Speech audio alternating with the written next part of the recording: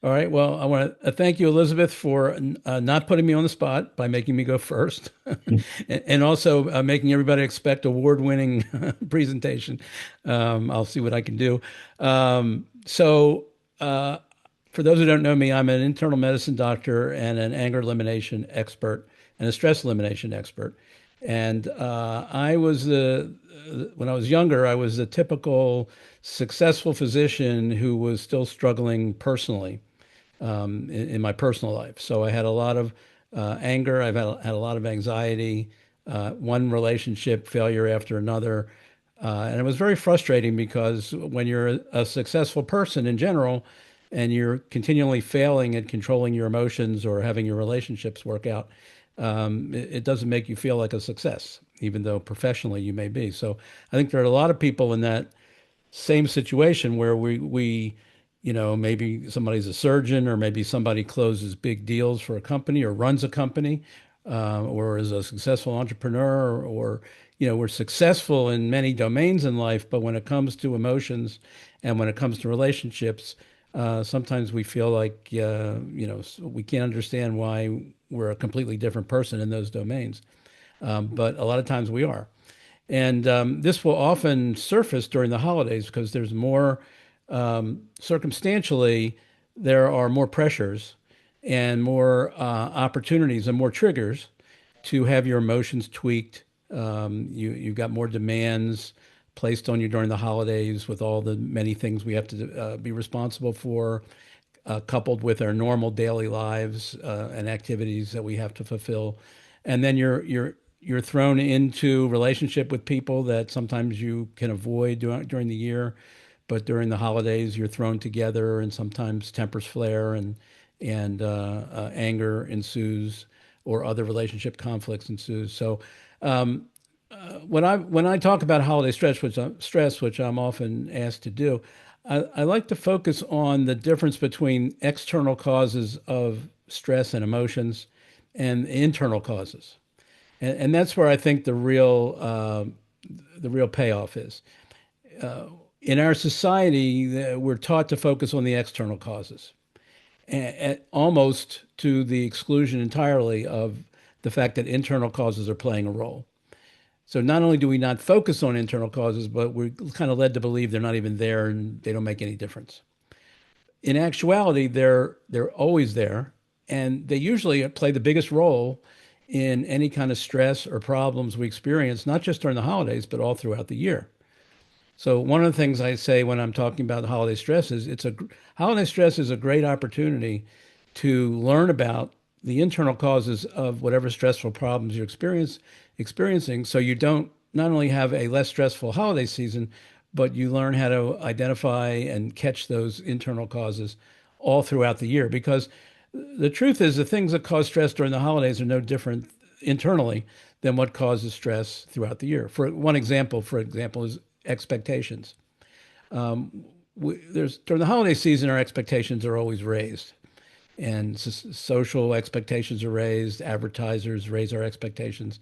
So there's a lot of heightened expectations around holiday season. But all throughout the year, we get stress and emotional reactions because we have internal expectations that are often invisible, but they're there in the background. And when they get violated, we get upset.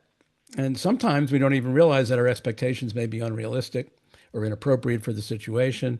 But that's what's driving the upset or the stress that we're experiencing. So it's those internal factors that are invisible that you kind of have to learn how to identify, because they're not going to jump out at you or other people.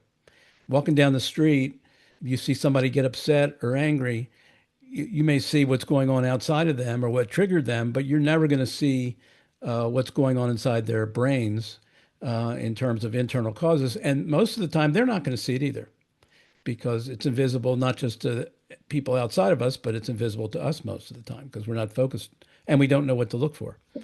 So, what I've done over the years, over the last 40 years, is I've been able to figure out a lot of these internal causes. So, for example, when you look at emotions, anger being one of the leading emotions that people have trouble with, but it's true for all emotions.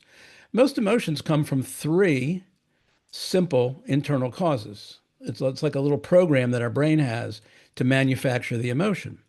And it's three stories that our brain tells us for each emotion. So anger has three stories, anxiety has three stories, guilt has three stories, frustration has three stories, worry has three stories, sadness has three stories.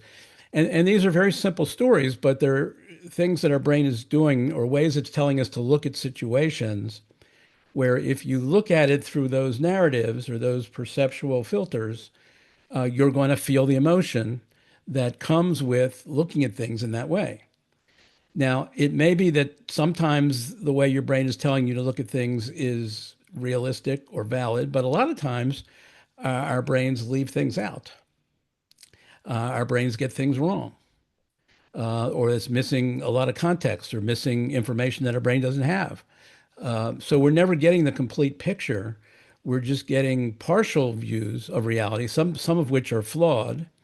And that's what's driving our emotions. So now, once you understand that, and once I learned this 40 years ago, it turned my whole life around as far as those problems I was struggling with and beating my head against the wall, trying to figure out, because until I focused on those internal causes, I really couldn't do much about them. But once I knew, for example, once I knew the three stories my brain was telling me when I was angry, or the three stories my brain was telling me when I was anxious, or some of the stories my brain was telling me that caused my relationships to fail. Once I could identify those, then I could go, okay, I can put the fix in for that. I know how to correct for that. I see that my brain is misleading me here. It's making me think something true that isn't. And now I can figure out the correction, or I can get help from other people to figure out what the correction should be. But at least I know what the source of the problem is. And I'm not spinning my wheels dealing with the external circumstances, which are just the triggers. I'm really dealing with the root causes, which are going on in my own brain. And we all have brains that biologically and evolutionary wise are designed to not be accurate. Our brain is purpose of our brain is not to give us accurate views of the world. It's to keep us alive. And if lying to us keeps us alive, then our brain's perfectly happy with that. If your brain makes you think there's danger when there really isn't danger and you run away, for your brain, it's a win because you get to play another day. If, on the other hand, your brain didn't do that and you stuck around in a dangerous situation, you could lose your life and then game over. So our brains are not truth machines. They're quite the opposite. They lie to us frequently. They deceive us frequently. Um, I'm sure you've all heard of cognitive biases. You know, there's like 200 cognitive biases psychologists have identified. Those are all brain tricks. Those are all ways that our brains get us to think things are a certain way when they're actually not. And we have these biases that are actually misunderstandings of how the world actually works. So if you really want to be a masterful when it comes to dealing with stress at any time of the year, whether it's during the holidays or after the holidays, it really behooves you to start learning about and finding people who can help you identify the internal causes of your stressful problems in life. And if that's anger, then I can help you deal with the internal causes of anger. If it's anxiety, I can do that also. Other people can do that too. I had a tremendous fear of public speaking years ago that I learned how to cure, again, by identifying how my brain was making me crazy around public speaking and things it was telling me about public speaking that weren't really true. So that really is an area that I think is neglected today in terms of emotional intelligence, in terms of mental health, is our ability to argue with our brains and realize that our brains are not always and frequently not giving us an accurate picture of the world that we're living in and trying to deal with. And the more you can get clear about what those patterns are that your brain is giving you to cause various problems in your life, the better you'll be able to be at solving those. So I can't go into a lot of detail about what those are right now, but the point is you want to learn about, you want to find out what they are, because that's where the real money is in terms of power and control over stress in your life, over anger in your life, over anxiety in your life, and any kind of stress that you experience. So that would be my tip for the day is become a student of how your brain is making you crazy and making you stressed and making you emotional, and understand the formula that it's using, which is usually not complicated. And then dig in and go to work on questioning the validity of the things your brain is telling you when it's making you stressed or making you upset. So Okay. hopefully that will help people. And Uh, I'm available. Anybody wants to get in touch with me for help with anger or anything, any other stress related problem like that, I'd be happy to do that. well, thank you, Dr. Mort. I appreciate your input and advice and direction. Thank you so much. That's an interesting, curious question. Is your brain making you crazy or keeping you sane while you are crazy? Well, it does both actually. It alternates. It you know, alternates. I mean, one would hope that, I stay within the lines and, I don't look as bad as maybe I'm thinking or feeling. It's so interesting when you're in a crowded room and you're trying everything you can to fit in and it's just not working. Just not working. I mean, yeah, you're trying everything to keep a low profile, but everything you do makes you obvious in the craziest way. So maybe you're better off being, observed and obvious, and give them a show. I mean, the strength of our minds are, and I'm taking just a unique perspective. First off, Merry Christmas, Happy New Year, season greetings. Season greetings. It's good to see you all today. We're happy to be with you. And let me, and we're so thankful that you've joined us. And we're going to have some fun. We'll have a good time. And I thank you all for being with us. And it is a lot to consider and a lot to review. But this is the highlight of the day. And so we're gonna run right through it. We're gonna run right through it. We've got some great speakers and guests that are gonna be with us today. We're gonna pose some interesting questions and quandaries. Now, before we really get started, I like to have a little fun. Like to have a little fun, and it has us thinking about this. The Powerball is up to 1.9 billion dollars. $1.9 billion. What would you do with that kind of money? What would you do with that kind of money? And so it poses the question, and I'm going to bring somebody on the mic, and this is profound, and I want you to act like you've won. And if you can give me a Oscar performing, rendition, who knows? You could win.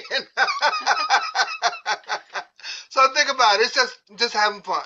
So who are my lucky contestants today? And if you haven't bought your ticket, we're going to use this opportunity. We got two people, and if they're volunteers, I'll take them. But if you're not, I'm going to volunteer you. So any volunteers? Okay, I'm looking based on smile. Tomorrow, I'm going to choose you. So what I want you to do, what I'm going to do is I'm at the count of three. We're gonna count you out that you won. So give me your best Oscar-winning performance. I won! Oh gosh, I won! I'm so excited. What I'm gonna do with the $1.9 billion? Oh my Okay. God. Of all these things to do, one, everybody gotta have a happy dance. Gotta have a happy dance. I mean, a happy dance is when you dance and you just man. I mean, who are you gonna help? What are you gonna do? And how are you gonna help them? Okay, so get your makeup straight, get your hair done. So I don't have my AirPod pillow. now this, now this is an Oscar-winning performance of what you do with the 1.9 billion if you wanted. Okay, okay, ready, set, drum roll.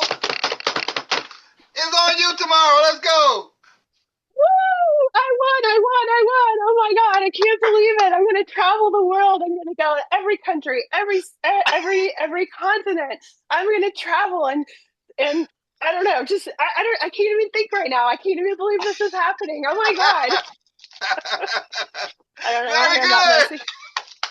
Very good. Very good. Very good. I like that. I like that. Okay. Okay. Okay. Who else?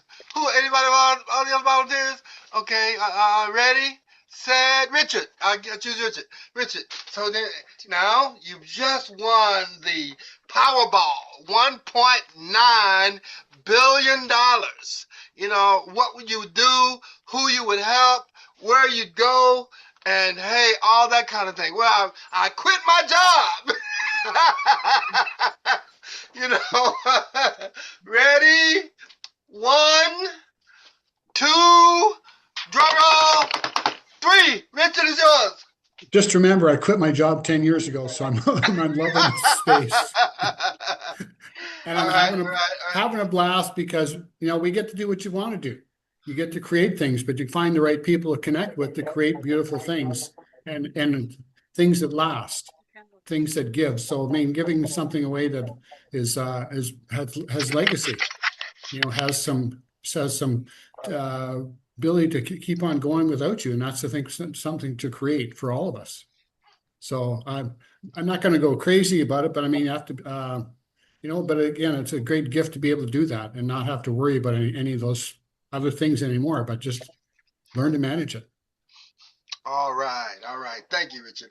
Now, that was just an exercise in forgetting about yourself, letting go. I mean, and it's important sometimes. Well, you can't let yourself get too serious because you blow your head out. I mean, and I know that we're in a crazy time, that we're facing unusual conditions and circumstances, but sometimes, you should be able to laugh at yourself. Laugh. That's the power. That's one of the most powerful emotions that you can get, to be able to laugh at yourself. Did I do that? You got to look at yourself, evaluate what you're doing, and how.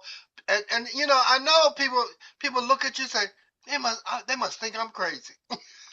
And even in your car, when a song comes on the radio that you just absolutely love, and you should let yourself go and sing the song. Sing the song. That's what life is all about. You've got to let go and be who you were meant to be. And so that's a powerful aspect of strength through emotional concerns. Let it go and lift up.